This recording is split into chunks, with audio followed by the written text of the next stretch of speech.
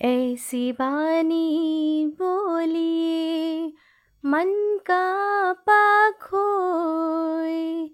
ऐसी बानी बोलिए मन का पाख होए। अपना तन शीतल करे औरन को सुख होए। अपना तन शीतल करे औरन को సుఖ హోయ్. కబీర్ దాస్ తన రచన సాఖీలోని ఐసీ బానీ బోలియే దోహా ద్వారా మనిషి యొక్క మాట తీరు ఏ విధంగా ఉండాలో వివరించారు. ఐసీ బానీ బోలియే మనం ఏ విధంగా మాట్లాడాలంటే మన్ కా ఆపా ఖోయ్, మన మాటలు కోపాన్ని కలిగించకూడదు. అప్నా తన్ శీతల్ కరే, మన మాట తీరు ఏ విధంగా ఉండాలంటే మన మాటలు మన శరీరానికి మనసుకు హాయిని కలిగించే విధంగా ఉండాలి. ఔరన్కు సుఖ్ హోయ్, మన మాటలు ఇతరులకు ఆనందం కలిగించే విధంగా ఉండాలి. ఈ దోహా ద్వారా మనిషి యొక్క మాట తీరు మధురంగా ఉండాలని చెప్పబడింది. శబ్దార్థ్ బాణి మాటలు, ఆపా గుస్సా, అహంకారము, శీతల్ ठंडा చల్లని, ఔరన్ కో దూసరోं को ఎదుటి వారికి.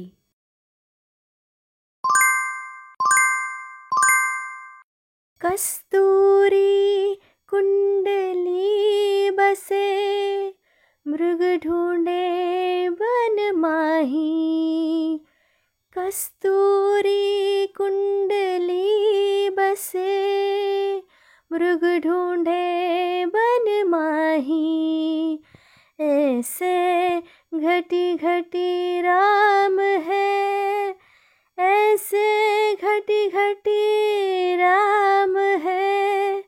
दुनिया देखे नाही, दुनिया देखे नाही.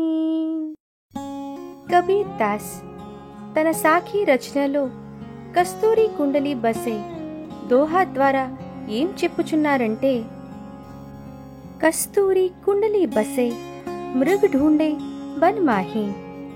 జింక తన ఉదరం అనగా పొట్ట నుండి వచ్చే సుగంధానికి మోహితురాలై ఆ సుగంధం కోసం ఎక్కడెక్కడో వెతుకుతుంది.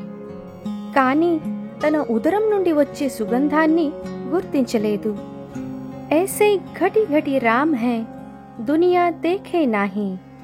అదే విధముగా అజ్ఞానంతో మనిషి తనలో నివాసమై ఉన్న భగవంతుణ్ణి గుర్తించకుండా ధార్మిక స్థలాలలో ఎక్కడెక్కడో వెతుకుతూ ఉంటాడు. ఈ దోహా ద్వారా మనిషి అజ్ఞానంతో వాస్తవికతను గుర్తించలేకపోతున్నాడని చెప్పబడింది.